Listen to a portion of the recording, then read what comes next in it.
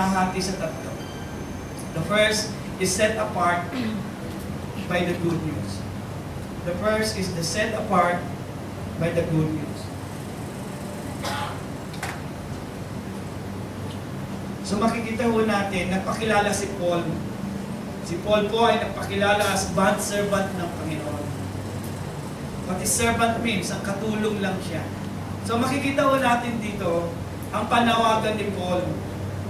Bagamat siya po ay napakataas na tao na pinili ng Diyos, pero ang tingin niya sa sarili niya ay katulong at alipin lang ng Panginoon. As a servant of God.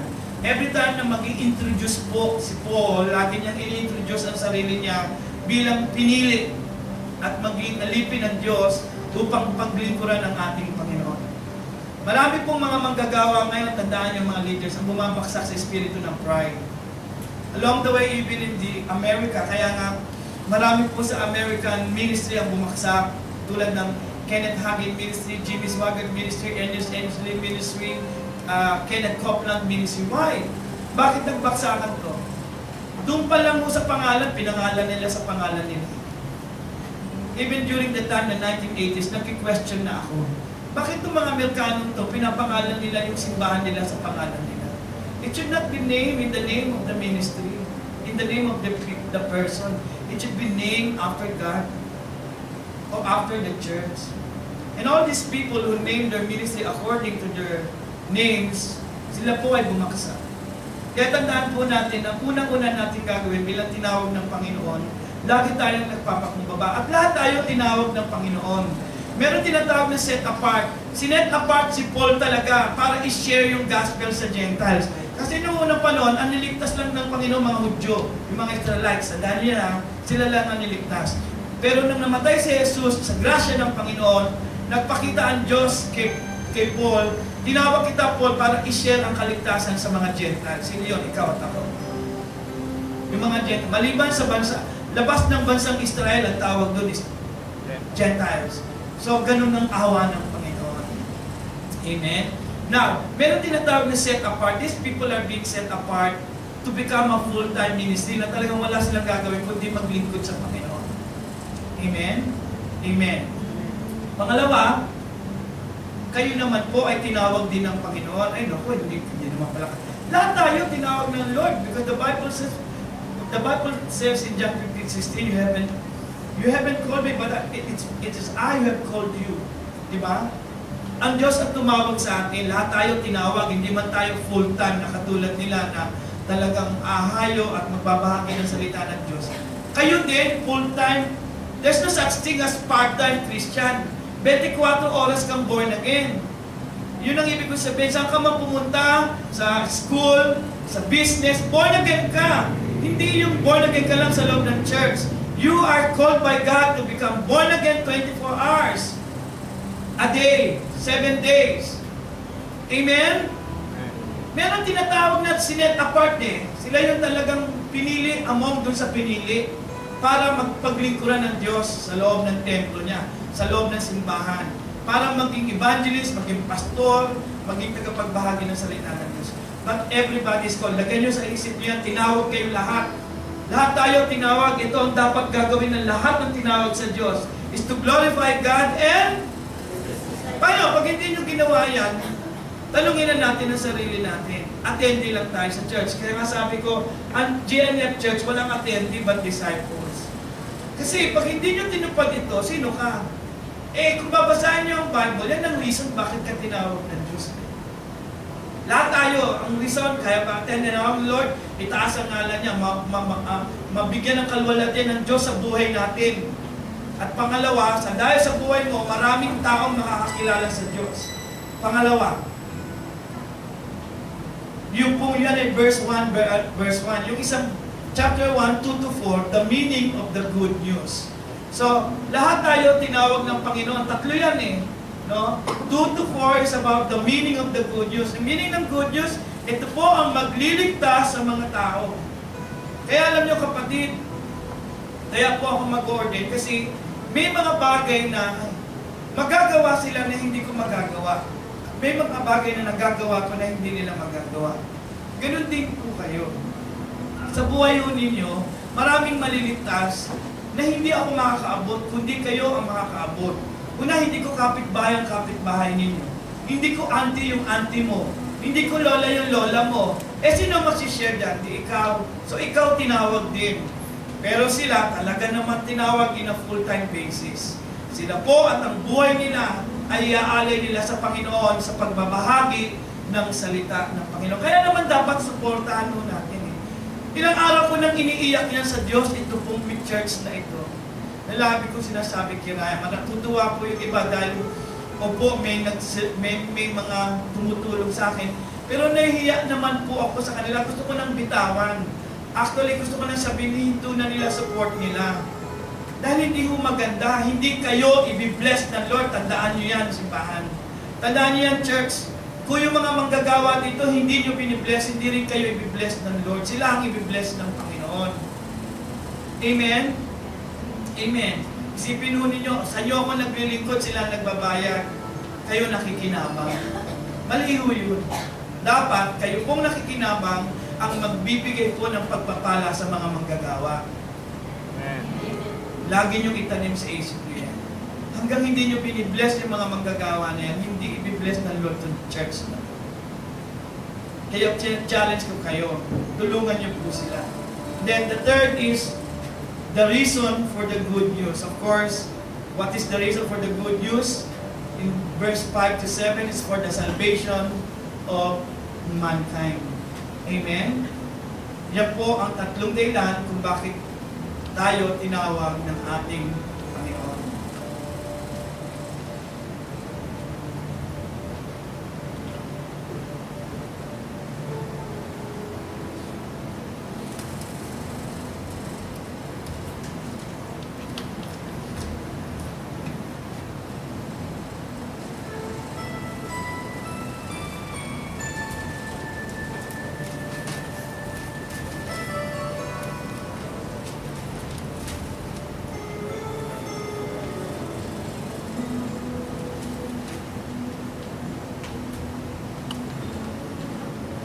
Before I install and ordain these people, I would like to call on the member of the Board of Directors for 2014.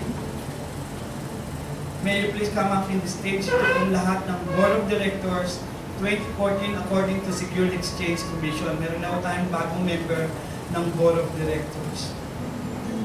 Tinatawagan ko po at umakyat sila sa stage, si Ate Jane, si Ate Mia, stand there. Ayan po, magandang umaga po sa ating lahat. Okay. Ano po ba ang ibig sabihin ng calling? Pag sinabi pong calling, marami po kasi nakaka-misinterpret pag sinabing calling. Sabi po sa Matthew 22, verse 14. Matthew 22 verse 14, sabi, "For many are called, but few are chosen." Marami pong tinawag, pero ilan lang ang pinili. Dilinawin ko po ito, may tatlong bagay, may tatlong uri po ng panawagan. At doon sa pinakahuli, medyo may problema doon. Okay, pero linawin ko muna. Unang panawagan po, we are called to be saved. Nung si Jesus po ay sumigaw ng "It is finished" bago po siya nagutan ng hininga sa krus. Sumigaw siya na "It is finished", tapos na. Ito po yung panawagan na lahat ay tinatawag niyang maligtas. Wala po siya, hindi porket ikaw ay maitim, hindi ka na tinatawag maligtas, hindi mapuputi yung mga nasa langit, okay? So, ibig ko po sabihin, walang pinipili. Lahat ay pwedeng maligtas. Pangalawang panawagan ay panawagan para sa pagbabagong buhay, or we are called to be sanctified.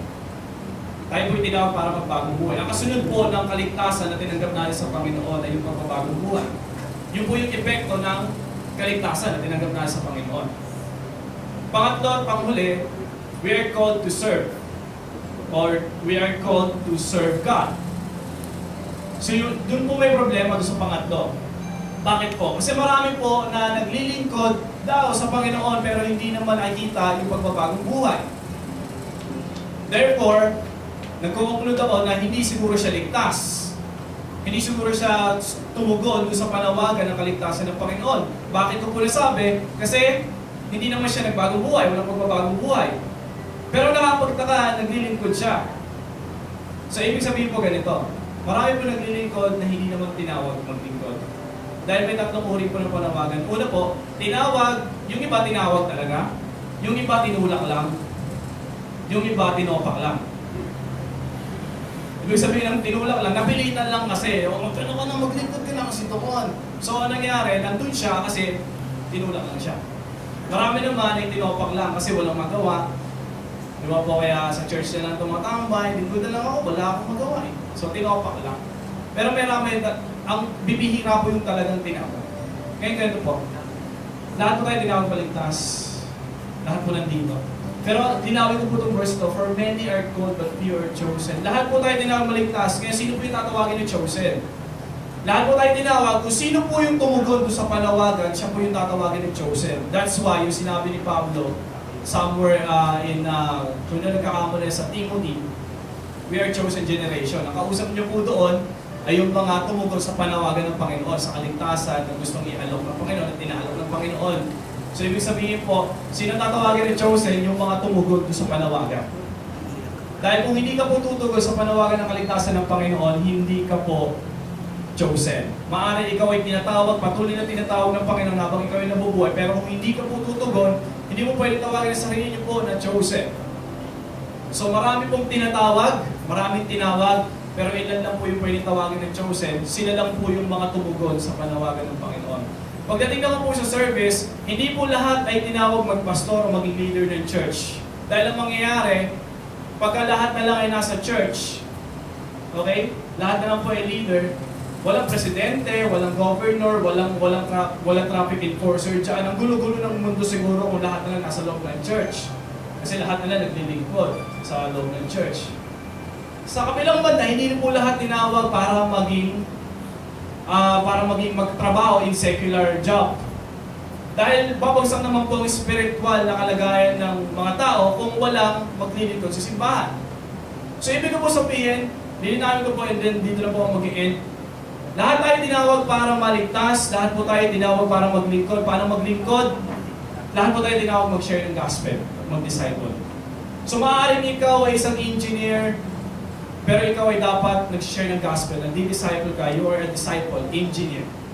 Kung ikaw ay doktor, ikaw ay disipulong doktor, nag-disciple ka kahit doktor ka.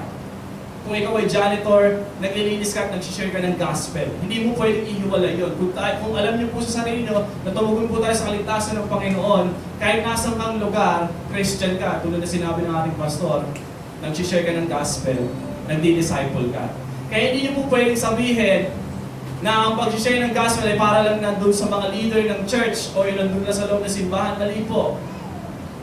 Kung ikaw ay tumugon sa panawagan ng Panginoon at alam mo sa sarili mo na ikaw po ay ligtas at kiniklaim mo na ikaw ay ligtas at sinasabi mo ikaw ay pupunta ng langit, ang ibig sabihin po, dapat nag-share ka ng gospel, dapat ito'y may epekto sa iyo at sa paligid mo. Amen po ba? Amen po ba? Amen. Amen. Hindi ko po pinangarap magpastor, wala po yan sa aking pangarap. Pero iba po kasi yung pangarap ko sa pangarap ng Diyos sa akin. Nung ako po yung nag-umpisa, nagsimula po ito nung namatay yung kapatid kong maliit, nakuryente po siya sa video okay, nakikita ko siyang namatay. Doon po namulat yung aking kaisipan na maikli lang yung buhay. Hindi ko kailangan sayangin. Dahil kung aalamin niyo po yung buhay ko, dito po yung mga magulang ko, may pagkwentuhan po kayo minsan sa mga magulang ko para malaman niyo kung anong uri ng buhay. Black sheep. Until now, black. Pero binago po ako ng Panginoon, na-meet ko si Pastor. Wala siya sinasabi sa akin nung magpastor ako. Basta sinishare niya lang ako, dinidisciple niya ako, and then lumaki ako ng ganito. And then, nauluwa ako na ang alam ko lang, kailangan mag-share ng gospel dahil ito yung panawagan sa akin. So mag-share ako. And then dumating din yung time na kina-question ko yung sarili ko, tinawag mo talaga ako. Nag-struggle din po ako kasi ang family ko po ay hindi naman ganun kayaman. Hindi po kami ganun kayaman. Dahil ako po ay ako po yung panganay sa mga lalaki sa aming magkakapatid. So, ibig ko sabihin po, nasa akin yung burden ng pagtatrabaho kasunod ng ate ko. And then, dumarating pa yung balita na kung saan ay yung aking tatay ay nahihirapan na rin sa pagtatrabaho dahil Kahit ganyan ang mukhang bata lang po tignan ng tatay ko, pero may edad na rin po yung tatay ko at nahihirapan rin siya sa trabaho. So, dumating yung time na umiiyak yung nanay ko sa akin. And then sabi niya, sigurado ka na ba na hindi ka magtatrabaho? Tapos sabi ko, ma, pag-pray ko muna. Bigay mo ako ng 1 linggo, magpa-fasting lang ako. Pag-pray ko kung talaga bang maglilingkod ako, magtatrabaho ako. So sabi niya ako, sige. So punta ko na nung nagkataon na meron kaming prayer and fasting noon sa Tagaytay pa. Nag-pray ako, Lord, tinawag niyo pa talaga ako, magtatrabaho na lang ako. Pag nagtrabaho ako, paano yung kakainin namin? Pag nagtrabaho ako, paano yung iniiyak ng nanay ko? Pag nagtrabaho ako, paano yung tatay ko? Ang dami kong tanong. Isa lang ang sinabi sa akin ng Lord, maglingkod ka. Nung umuwi ako, dinext ko yung mama ko, sabi ko, ma, nakapag-decide na ako, maglilingkod ako. Natatakot ako. Natatakot ako na umuwi sa bahay. Kasi hindi ko alam kung ano yung aking aabutan. Sakto Bible study doon. Sabi ko, na-receive ko ba yung text ko, ma? Sabi niya, na-receive niya daw. Nakakagulat kasi amo-amo ng mukha niya.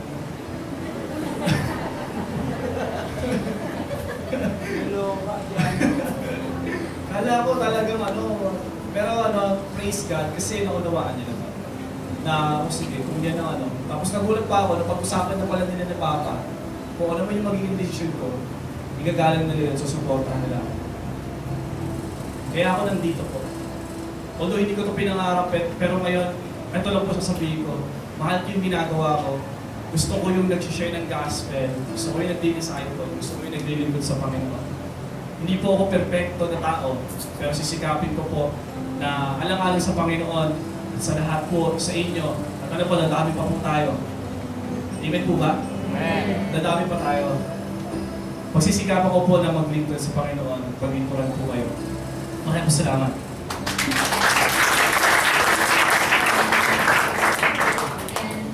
Alam na po natin na lahat naman po tayo tinatawag ng Panginoon, katulad ng binanggit ni Pastor Ryan. Ang problema kasi yung response, paano tayo tutugon doon sa panawagan. Sino po dito may mga cellphone at madalas na may kausap? Sa cellphone, di ba, kapag may tumatawag, merong iba't ibang tawag doon kinds of responses. Merong tinatawag na immediate, yung kapag gustong-gusto mo yung taong tatawag sa'yo, di ba yata nagre-ring, di ba natatapos yung pag isang ring, sinagot mo na kaagad. Kasi excited ka dun sa kausap mo. Meron namang tinatawag na yung ini-ignore. Ako po madalas, kapag ayokong kausapin yung tumatawag, kunwari hindi ko naririnig, nilalagay ko sa ilalim ng unan ko yung cellphone. Para kapag tumigil na, tsaka ako isa-silent, para hindi ko na naririnig. Kasi ayokong sagutin. Meron din naman yung delayed, yung pagtugon o yung pagsagot dun sa tawag. Kasi siguro busy, maraming ginagawa, kaya nagdadalawang isip, sasagutin ko ba o hindi. Lalo na ko yung tumatawag yung naniningil, di ba? Minsan dine-delay natin. Pero minsan nga, yung pang-apat pa nire-reject. Nire-reject yung call. Ngayon, sa panawagan po ng Panginoon, alin po dun sa apat yung tugon natin? Tayo ba yung katulad nila Peter, nila Andrew, nila James, nila John? Nung sila yung tinawag, come follow me, ano pong sabi doon? Then immediately they follow. Agad-agad yung pagsunod nila. Meron namang iba, kunwari, hindi naririnig yung tawag ng Panginoon. At katulad din ni Jonah, di ba alam po natin yung story ni Jonah, siya naman yung delayed yung obedience or yung pagtugon. Alam niya na may pinapagawa sa kanya yung Panginoon, pero ayaw niyang gawin. Instead, tumakas siya, pumunta siya sa ibang lugar. Pero wala siyang nagawa. Sumunod pa rin siya. Delayed. Ginawa niya yung gusto niya, hindi niya sinunod, hindi niya tinugon yung panawagan sa kanya. Hinintay niya pa na mailagay siya sa loob ng tiyan ng isda, ng malaking isda, bago niya ma-realize na sumunod at tumugon sa Panginoon. Yung iba naman, siguro kung magbibigay ako ng example dun sa nireject na call, walang iba kundi si Judas. Kasi andun na siya eh. Pero, nireject niya pa rin yung panawagan sa kanya. At ano nangyari sa kanya, di ba? Alam naman po natin ang pamamatay siya. Hindi siya naging totoong disciple. Hindi siya naging totoong disipulo. Ngayon, kung sa apat na pagtugon po na yon, kung sa sarili ko po, tinignan ko, nandun ako sa delayed.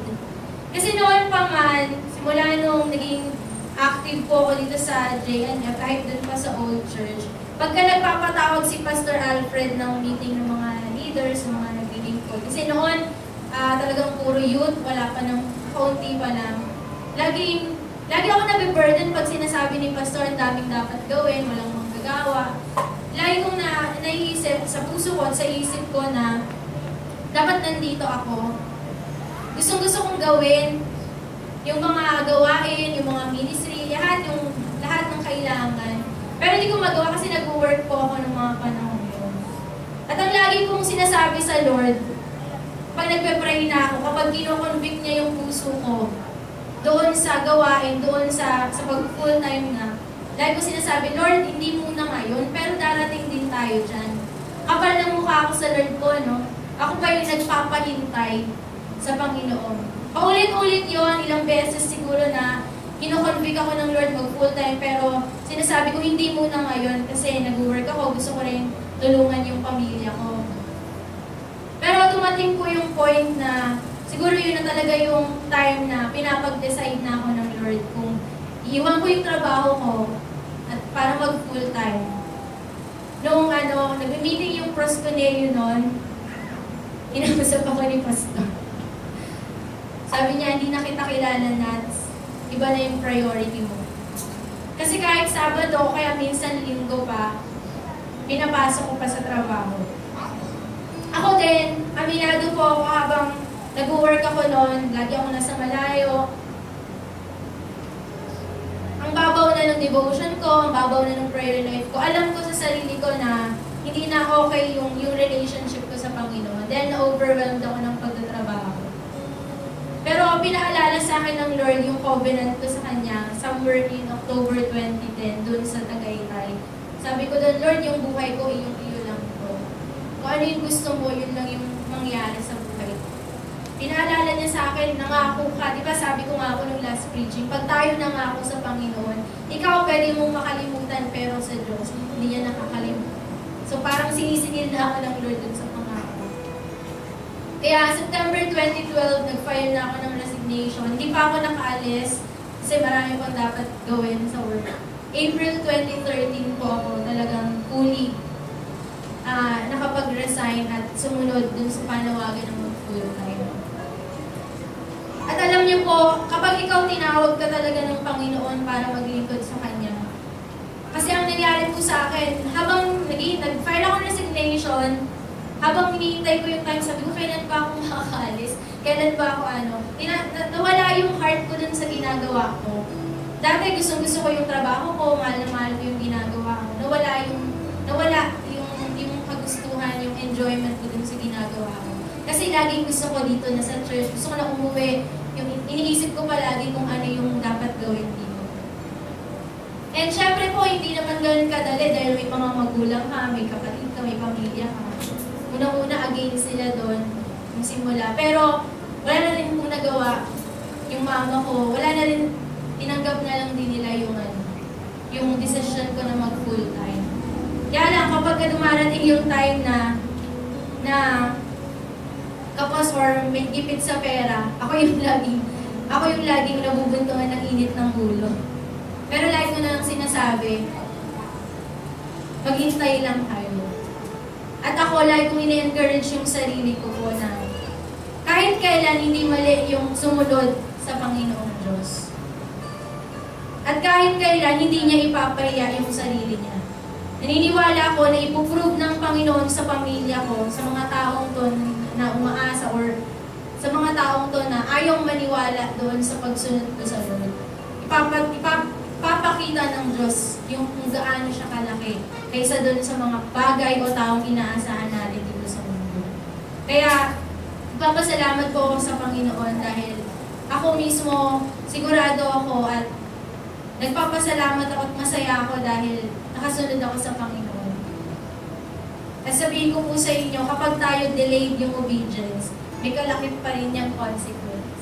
Siguro marahil ngayon ko yun inaanin. Iniisip ko nga kung noon pa ako sumunod, siguro hindi kami nakakaranas ng matinding problema sa family namin ngayon. Pero naniniwala naman ako na may gagawin pa rin ang Diyos sa buhay ko po at sa buhay namin. Kaya, ang papuri po ay sa Diyos. Yes po. Kung kanina po kay Kuya Pastor is about calling, then kay Ate Pastora po, yung response naman, yun naman po sa akin yung commitment. So, para po sa inyo po ba, ano yung ibig sabihin ng commitment? Commitment po. Committed daw. Yan, alam niyo po ba, yung Bible po mismo, tinuturo sa atin na yung highest commitment talaga natin dapat na kay Jesus, na kay Lord. Then, tingnan po natin itong verse na to sa Matthew 22:37-38. Jesus replied, "Love the Lord your God with all your heart, and with all your soul, and with all your mind. This is the first and greatest commandment." So, kung makikita po natin sa verse na to, yung sinasabi niya ni Jesus, dapat yung commitment natin, yung highest commitment natin sa buhay natin, dapat nasa Kanya. Tapos tignan niyo po, with all your heart, with all your soul, with all your mind. Di ba po pag sinabi itong tatlo na to, ano po to package na yan, buong pagkatao mo na. Dapat yung every single details ng buhay natin, every part ng buhay natin, dapat nakakommit kay Lord. Yung parang, hindi lang itong part na to, hindi lang yung part ng puso ko, yung i-commit ko kay Lord. Hindi lang yung part na to, hindi ganon. Full package, dapat lahat. Buong buhay mo, maliit o malaking details ng buhay mo, maliit o malaking pangarap ng buhay mo, dapat nakakommit kay Lord.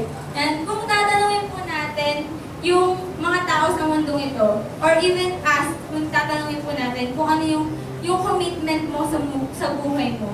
Siguro po yung iba sabihin nila, nakakommit ako sa trabaho ko, sa pamilya ko. Nakakommit tong buhay ko para mag-aral, magtrabaho para sa pamilya ko. Puro pamilya nila.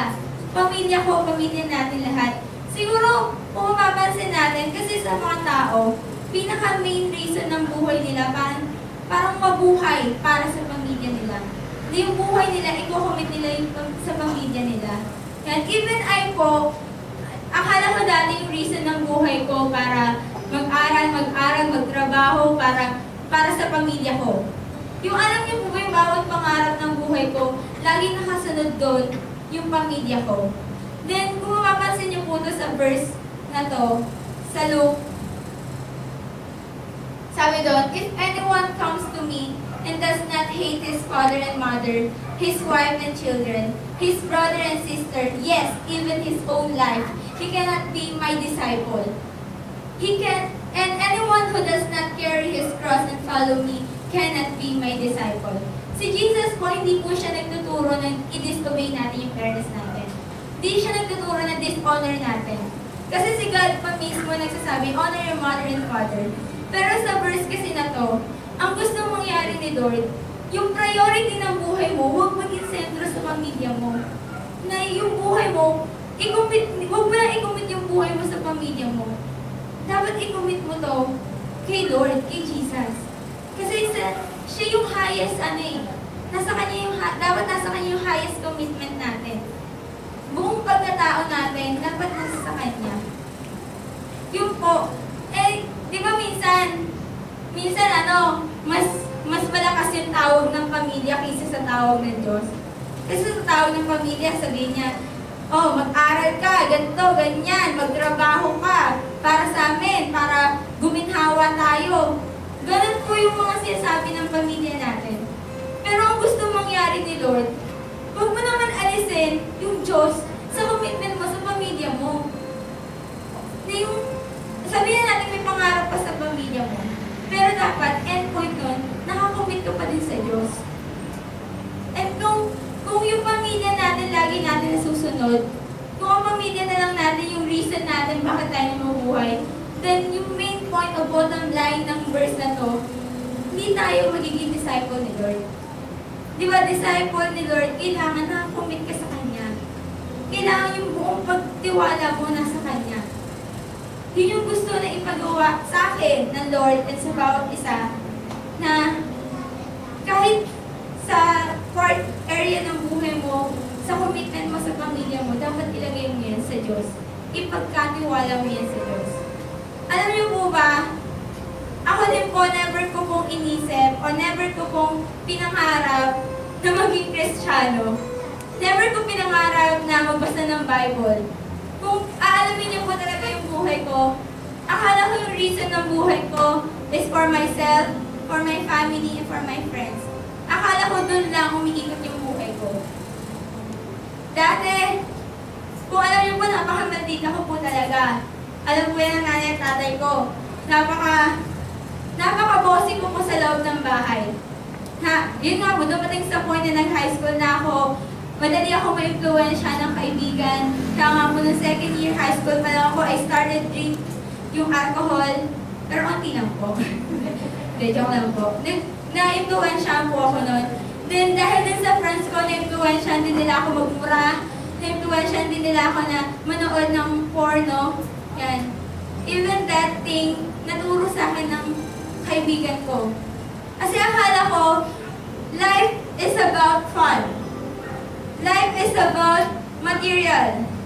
Akala ko, life is about myself and my family. Pero dahil po sa grasya ng Panginoon, nakakilala po ako sa Kanya. Dahil sa grace ni Lord, nagkaroon ng Bible study sa bahay. Doon ko siya unti-unti nakakilala. Akala ko po talaga nung una, parang hanggang doon na ako sa pagiging Christian, sa pagiging upo, pakikinig ng Bible study. Dati nga po medyo pasaway po talaga ako dati. Dati reason ko lang bakit ako nag-church dahil sa crush ko. Dahil ganun po yung ganun po ako kababaw noon. Ganun po yung tingin ko na, okay, mag-church ako dahil nandun si crush. Akala ko ganun. Pero unti-unti, binabago ng Diyos yung puso ko. Unti-unti, binabago ni Lord yung commitment ko sa Kanya. Kasi, kakakakala ko din dati, magsasayaw lang ako, mag-aarte lang ako. Akala ko, hanggang doon lang yung Christian life ko. Akala ko, yun lang yung yung reason ko. Pero nagulat po ako na last year, nakita ko na yung sarili ko na nag-preach sa youth service. Last year, nakita ko na sarili ko na umupo ng Bible study. Ngayong pong taon na to, pupunta po kami sa school. Grabe po, dati na hindi ko pinangarap na maging Christian. Dati hindi ko pinangarap na mamuhay ng holy life. Dati hindi ko pinangarap na tumayo dito sa inyong harapan. Dati hindi. Pero by the grace of God po, nandito po ako sa inyong harapan. By the grace of God po, nandito po ako, talagang inopen ko yung puso ko sa pagsaserve po kay Lord. Alam po, sabi ko, last day ko, sabi ko sa puso ko, gusto ko maglingkod sa Diyos. No matter what happened, gusto ko, sinabi ko din po yan sa parents ko. Sabi ko, gusto ko nang ginagawa ko, gusto ko yung maglingkod sa Kanya. Ito yung reason ko, bakit ako nabubuhay. Ito yung masaya ako sa ginagawa ko. Then gusto ko talaga i-commit kay Lord every part, every detail ng buhay ko. Kung cost nito, yung pangarap ko sa pamilya ko, kung kapalit nito, yung pangarap ko sa sarili ko, then I'll do it. I want to commit my life to God. All my heart, buong puso ko, buong isip ko, buong kaluluwa ko, gusto ko i-commit sa Kanya. Kung kahit kapalit nito, yung pangarap ko sa pamilya ko, kahit kapalit nito, yung pangarap ko sa sarili ko, then I have decided to follow Jesus no matter what happened. Kaya po, it is by grace lang talaga, kaya ako nandito. Alam ko po, hindi ako worthy. I'm so imperfect. My family is so imperfect. Pero meron po akong perfect God na nagdala sa akin sa harap niyo po. Kaya po, to God be the glory po.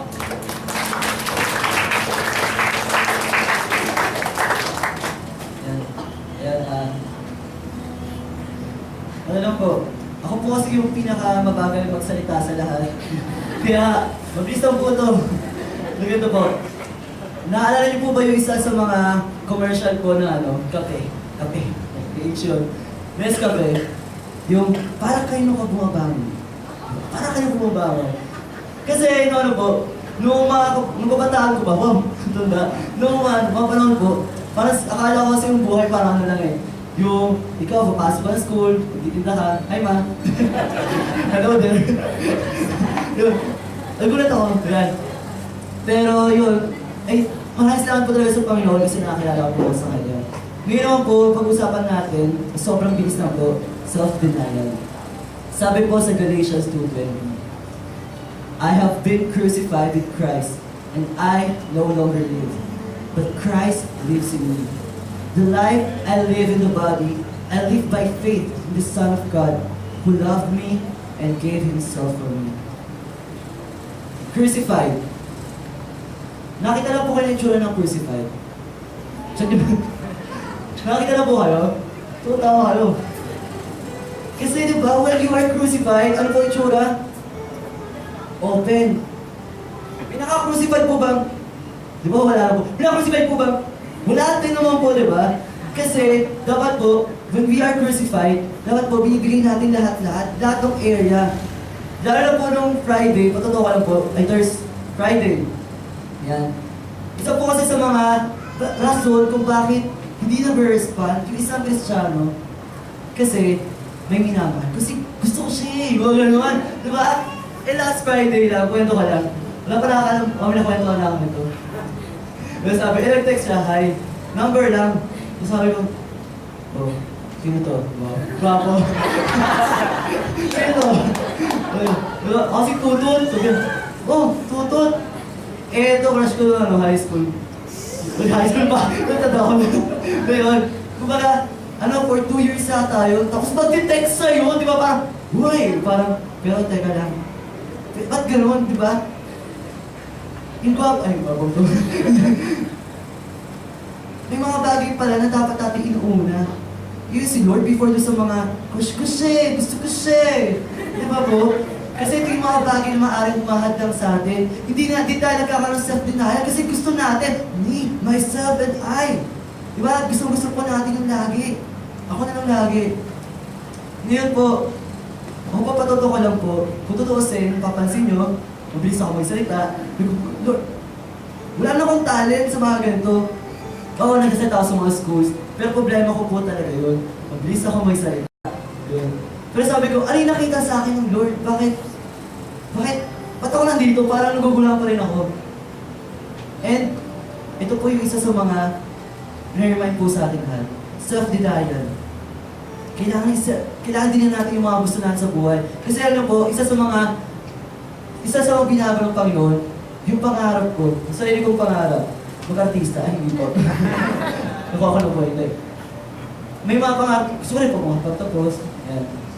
Pero ngayon po, binago po ng Panginoon yung pangarap ko. Gusto ko malikod sa Panginoon.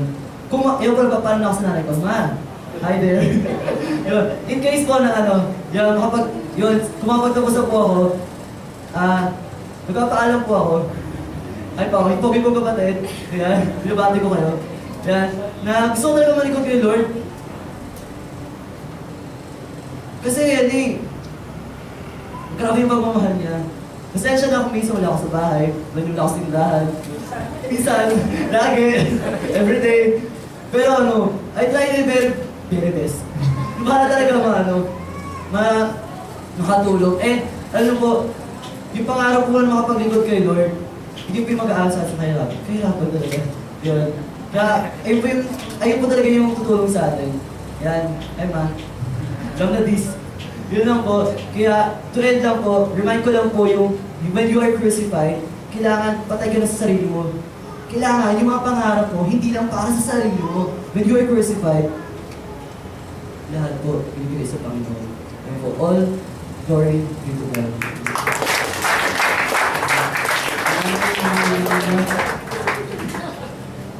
Wala na ba yung mga una? Hindi kasi lagi ako tinakasag nila basta nung pag ako daw yung nagsasalita, nakakaantok daw. Nakakaantok ba? Ayun. Lahat po tayo nagtatanong kung ano ba talaga yung will ng Panginoon sa buhay natin. Amen? Lahat po yung tinatanong natin since nakakilala tayo sa Panginoon or yung iba sa atin, hindi pa ganun ka fully committed sa Lord, no? Hindi pa talaga nagsusuko ng buhay sa Panginoon. Unang-una dapat yung malaman mga kapatid, para malaman yung kalooban ng Panginoon sa buhay mo. Una-una, isurrender mo yung buhay mo sa Panginoon. Lahat-lahat. Everything. Wala kang dapat itago. Wala kang dapat i-hold back sa Panginoon. Kagaya ng narinig natin sa mga kapatid natin na nagsalita. Pangalawa, i-obey mo lahat ng pinapagawa sa inyong Panginoon. Amen? Pangatlo, i-maintain mo yung first love mo sa Kanya. Kung gaano ka kainit o gaano ano tawag dito, gaano ka-desire na makakilala yung Panginoon nung unang beses mo siyang tinanggap sa puso mo, i-maintain mo yung pag-ibig mo sa Kanya. Now, let's read this verse. Sabi po dito, everyone who has left houses, or brothers, or sisters, or father, or mother, or children, or fields, for my sake, will receive 100 times as much and will inherit eternal life.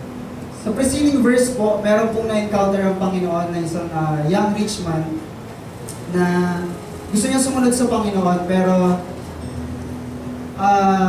pinagmamalaki niya pa sa Panginoon na, Lord, lahat ng 10 commandments, naano ko na yan, nagawa ko na yan lahat, nagawa ko na yan. Ngayon, sinagot siya ng Panginoon, sige, go, ibenta mo yung mga possession mo at yung mga pinagbentahan, ibigay mo sa mahihirap.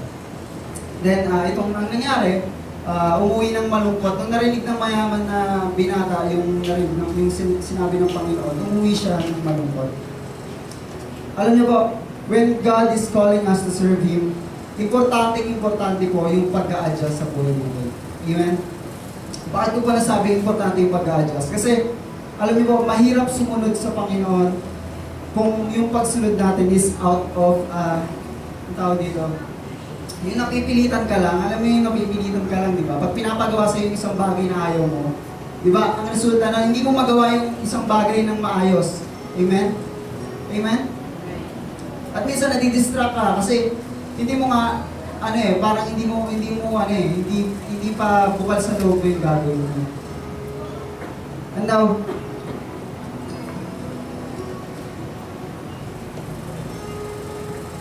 alam niyo po, sabi ng Panginoon sa verse na to, everyone who has left houses or brothers. Sino ba dito yung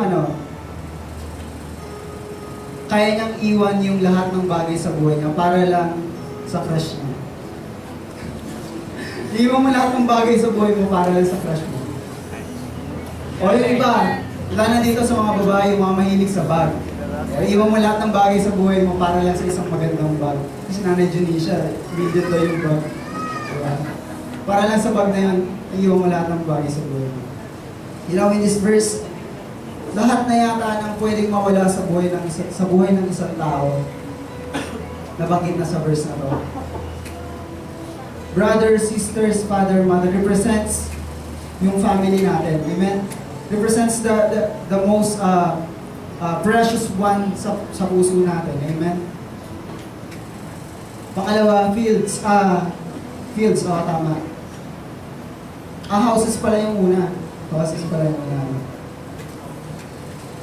Houses, yung bahay natin, dyan natin ginagawa lahat ng bagay privately. Amen? Amen? Personally, lahat ng bagay sa buhay mo na personal, dyan mo ginagawa. Which is yung comfort zone mo. Amen? Lahat ng bagay na yan, dapat iwan mo yan kapag sumunod ka sa Panginoon. Then lastly, fields. Fields, which is your possession. Possession. Sino dito yung magsasabi kaya mong ibenta lahat ng bagay na meron ka ngayon para lang sumunod sa Panginoon? Napakahirap, di ba? Mahirap po. Mahirap po. Alam niyo po, nung binigay na ni Pastor tong verse na to sa akin, para akong sinampal ng Panginoon. Kasi, one of those 3 things na nabanggit dyan, tinitreasure ko po talaga ng sobra-sobra sa puso ko. And napakahirap para sa isang kagaya ko na panganay po kami sa 2 magkapatid, sa nanay ko pero sa tatay ko. Napakahirap na nasa balikat mo yung responsibilidad ng sa pamilya. I-give up mo lahat para sa Panginoon. I know may planong maganda ang Panginoon. para sa lahat po dito, lahat po tayo dito may calling sa Panginoon. Kaya pag tinawag kayo ng Panginoon, huwag niyong i-resist sa puso niyo, mga kapatid. I know may plan ang Panginoon. For now, nagtatrabaho po ako, pero alam ko, pag dumating po yung pagkakataon na hindi ko na mapigilan yung tawag ng Panginoon, susunod po talaga ako sa Panginoon. Alam ko ang Panginoon ang bahala sa Panginoon. Sabi dito, nagtataka lang po ako, no? Sabi dito, for my sake, we'll receive 100 times as much. Kapag iniwan mo daw lahat ng bagay na yon, you will receive 100 times as much. Lord, ibig sabihin nun, 100 times na bahay, asawa, pamilya.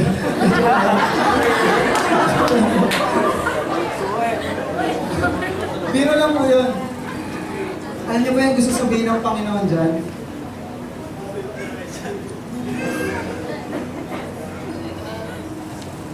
Magkabaliktad po di ko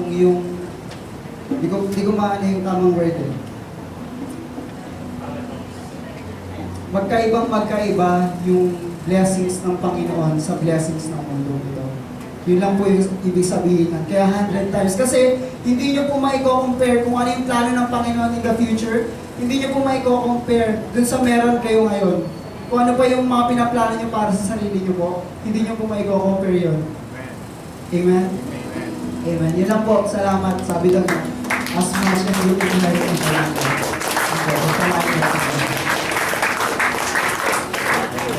Maraming salamat sa lahat.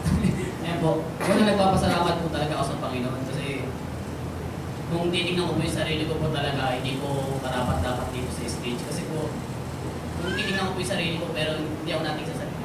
Lolo na po. Si Lord kasi tumitingin sa akin kaya hindi ko tinitingin yung sarili ko.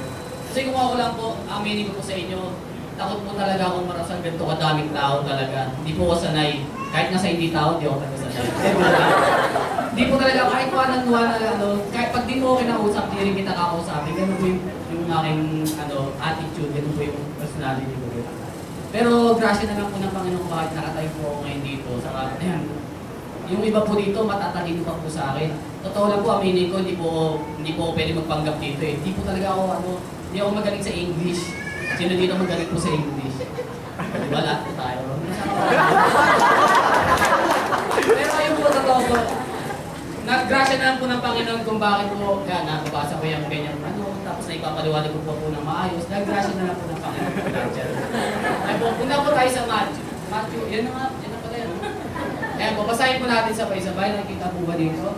Sabi po dito, as Jesus was walking beside the Sea of Galilee, he saw two brothers, Simon called Peter and his brother Andrew. They were casting a net into the lake, for they were fishermen.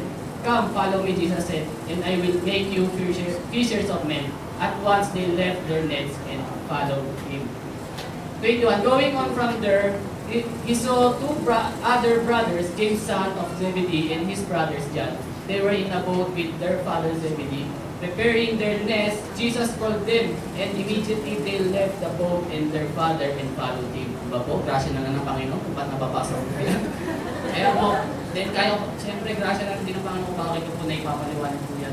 Alam niyo po, kung yung ano po kasi, ito sinamarize na lang po yung yung verse na yan. Pero kung titingnan po natin sa Luke 5 hanggang 1 to 11, hindi po pala ganun kadali. Kasi kung babasahin natin, parang ang dali, iniwan agad-agad nung tinawag ni Jesus, yung magkakapatid. Parang kung babasahin natin, parang ang bilis sumunod agad yung magkakapatid. Hindi po ganun kadali po yun. Nung kung babasahin po natin sa Luke 5 hanggang 1 hanggang 11 po yan, may ginawa si Jesus ng miracles bago po yan senaryo na po yan. Meron pong ginawa si Jesus dun sa mga mangingisda, sila Peter yan, sila James. May ginawa siyang himala. Ito po yung nung si Peter ay nanguhuli ng isda, wala ho silang nahuli. Pero nung dumating si Jesus dun sa lawa niyan, sinabi ni Jesus, itapon mo yung lambat mo doon, lagay mo din yung lambat mo. Then sinunod ni Peter si Jesus, at yun nga po, nakahuli po ng maraming isda. At hindi lang po yun. Magkakasosyo po kasi sila dyan, yung nababanggit po dyan na pangalan. Magkakasosyo po sila sa business. Pero dahil po, yun nga po, sinunod ni Peter at nakita po nila yung himala na ginawa ng Diyos. Kaya nung yan, sinari na yan, nung sinabi na ni Jesus, come, follow me. sumunod po agad sila. Yun po yung nangyari, may ginawang himala nung napala si Lord bago sumunod. Sa atin din po, ako rin po personally, hindi po ako bigla sumunod kay God nung tinawag ako ng Panginoon. Hindi po, meron pong ginawa ang Diyos sa sarili ko, pagbabago. Talagang gumawa ang Diyos ng himala sa buhay ko, sa pamilya ko. Alam niyo naman po yung dati kong katayuan na dati po akong masinggulero, masinggero, babaero, lalakero. Yung po ako, dating mahalay, dating sugar din, mabisyo, yan po ako dati. Kaya nung binago ko ng Panginoon, gumawa ang Diyos ng himala sa buhay ko, nung tinawag niya po ako, agad-agad po yan na nag-grow din ako. Dahil nakita ko pa yung pagbabago ng pamilya ko, sa kung talagang ang Diyos ay buhay. Amen po ba? Buhay po talaga ang Panginoon. Then, yun na nga po, nung tinawag sila ni Jesus, nung magkakapatid, balik muna tayo sa 18 hanggang 18 yan. Si Peter sa yan yung unang dalawang tinawag ni Jesus. Ang ginawa po nila, hindi po, tingnan niyo po hindi po ganyan kadali kasi trabaho po nila yan. Busy po sila sa panguhuli ng isda po dyan. Pero tinawag sila ng Panginoon, sabi po doon, at once they left their nets and followed him. Hindi po ganun kadali po yan kung ilalagay po natin sa sitwasyon po natin yan. Hindi ganun kadali. Pag tinawag ka ng Panginoon, akala natin madali. Hindi po. Marami po talaga tayong dapat iwanan. Marami po tayo dapat iwanan. Ako po, personally, ganun din po yung ginawa ko. Nung sinabi ng Panginoon, come follow me.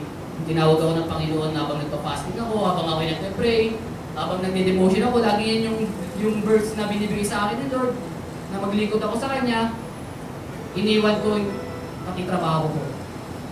Sa trabaho ko, nakakapag-ipon ako, nakakatulong ako sa pamilya ko, nakapagbigay ako, napupunta yung gusto kong puntahan, nabibili yung gusto kong bilhin. Kaya lang, dahil tinawag ako ng Panginoon, iniwan ko rin po yung net ko. Yung net ko po na yan, yung trabaho ko, iniwan ko rin po. Sa atin po, kung dito, sa atin po na meron, alam ko, naniniwala po ako kasi na lahat po dito meron ginagawa Diyos na himala sa buhay po natin. Lahat po tayo dito. Kaya lang yung iba, nagbubulag-bulagan. Pero sa totoo, nakikita naman talaga natin tulad ng pag-iingat po ng Diyos sa araw-araw ng buhay po natin. Bakit tayo nandito hanggang ngayon, buhay pa? Grasya po ng Panginoon yan, himala ng Diyos na ginagawa po sa atin ng Panginoon yan. Yung pang-araw-araw na pangangailangan natin, nung walang-wala tayo, provide ni Lord yung pangangailangan natin. Himala po na ginagawa sa atin ng Panginoon yan. Pero nung tinawag tayo ng Panginoon, minsan binabaliwala natin. Kasi binabaliwala rin natin yung mga himala na ginagawa sa atin ng Panginoon. Pero naniniwala po ko, hindi lahat na nandito, ganun. Marami po dito kaya nandito dahil gusto sumunod sa Panginoon. Amen po. Lahat po nandito. Gusto niyo po sumunod Meron po tayong desire na sumunod sa Panginoon.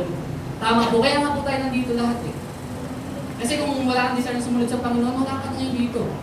Pero dahil may desire po tayo sumunod sa Panginoon, kaya tayo nandito. Kaya ang gusto ng Panginoon, sa pagsunod sa Panginoon, marami tayo dapat iwanan. Ano po ba yung mga nets natin?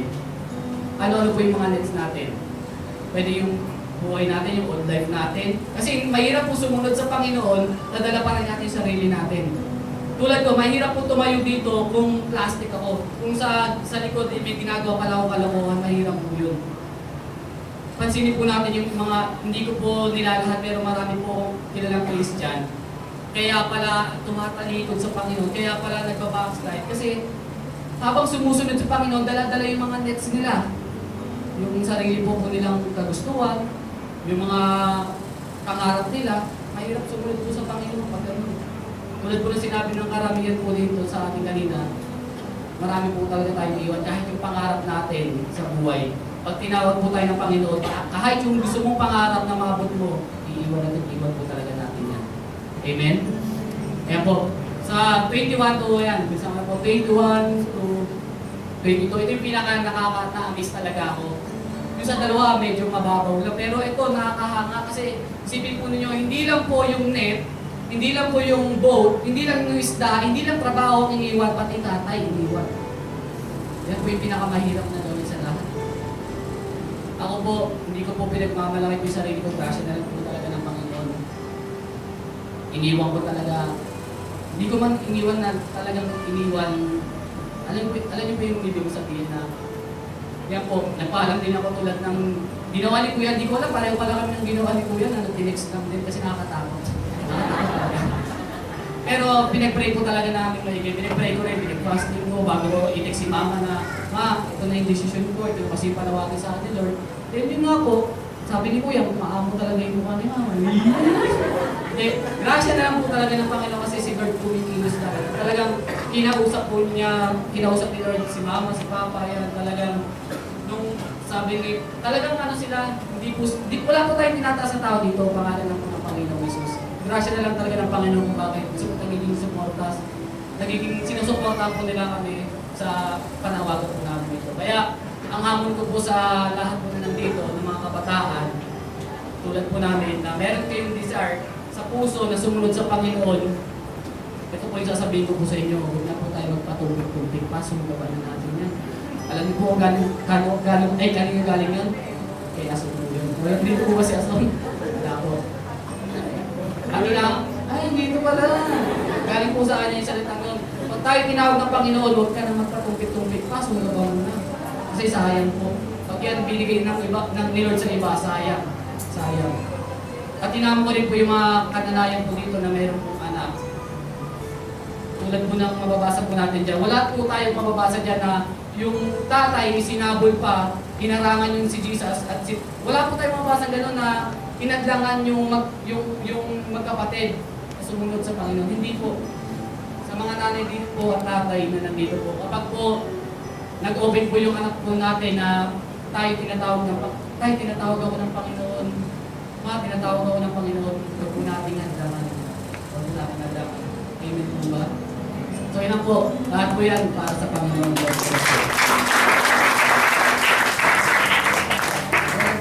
Kung si Jeff po, sinampal po ng verse ako po. Sinantok po ako ng verse ano. Talagang, yun po, nag-i-state lang po yun na hindi po porket nandito po kami sa harapan is perfect na po kami. Wala pong perfect sa akin. Ayan. Ay, basa po yung verse na. 1, 2, 3, mabasa.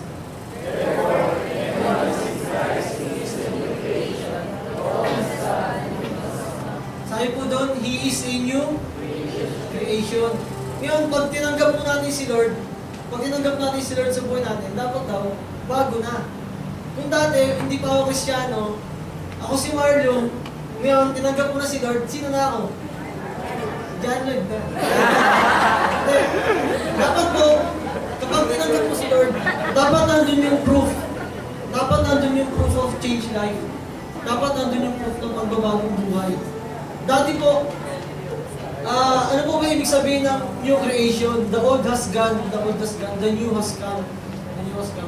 Ito po, hindi ko alam bakit ito po yung yung napunta sa akin. Ayoko nga pong bali itong sinabi sa akin, Pastor. Ito daw yung dapat ko siya. Kasi po, about lifestyle po yung deal sa akin ko ni Pastor. Ang deal po ng Lord sa akin. Ay, ibig sabihin po ba ng new creation? Dati, nagiinom ako, ngayon hindi na ako nagiinom. Isa po yun. Dati po, may mga kasama ako dito na hindi na nababanggit yung sino.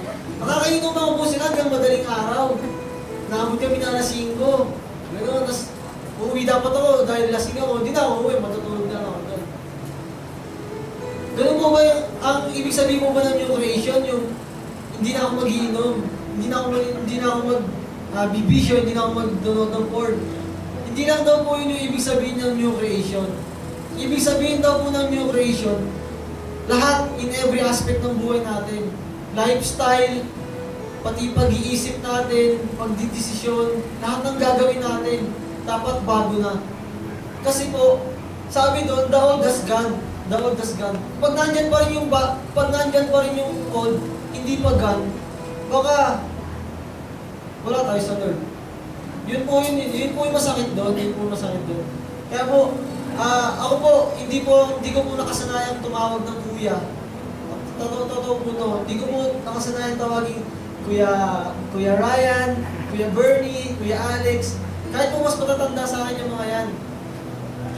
Ano po, ayaw ko na po banggit ng edad kasi hindi po kami naniniwala. Kaya po, matatanda po sa akin yung mga pero hindi ko po nakasanayan na tawagin sila ng kuya. Kasi doon ako lumaki. Bata pa lang po kung pare na tawag sa mga yan eh. Pare, punta tayo doon. Hindi ko sila nakasanayan tawagin kuya. Pero isa yun sa mga bagay na dapat nababago sa atin. Isa yun sa mga bagay. Hindi lang yung kasalanan. Pag tayo po na born again, pag si Kristo na sa atin, hindi lang po tayo babait. Hindi lang mawawala yung bisyo, hindi ka lang babait. Dati hindi ka nagpupo, ngayon nagpupo ka na. Hindi lang po ganun. Lahat, in every aspect, pati lifestyle natin, nagbabago dapat. Ayun, yun lang po yung gusto kong sabihin. Ayun po, God bless po.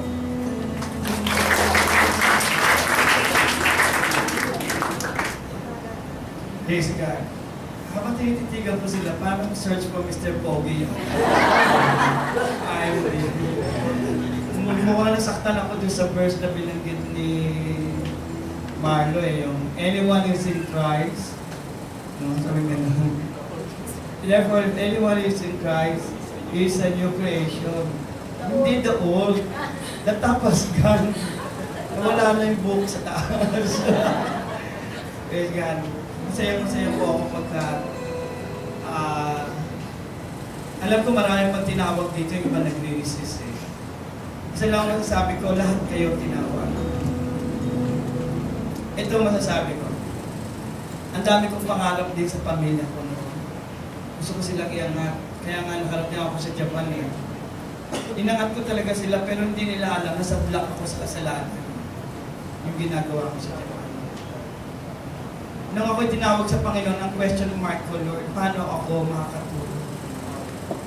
At yung pangarap ko na maglakbay ng ibang bansa, kasi yung pangarap ko noon is to come to different nation, maging isang magaling na dancer at choreographer. Nung nanggaling ako sa Germany, kinuha ko ng ate ko, bumalik ako ng Pilipinas, nag-away sila mag-asawa. Dahil tumawag ako sa Philippine Airlines, sinend ko yung date ko pauwi. Ayoko kasi magtrabaho sa Germany. Pinagtrabaho nila ako doon, ilang buwan ako doon. Pero sabi ko, gusto kong maglingkod sa Panginoon. Nung nandito po ako, iyak ako ng iyak nung nasa KFC ako noon. Kasi wala na akong pasukan ng trabaho eh. Kasi puno-puno na kami ng utang ng nanay ko, pinapalayas na kami sa bahay na dahil umuupan lang kami. Umiyak ako kasi taas ng plato, inuhugasan ko eh, hindi pa uso styrofoam noong 1980. Plato talaga.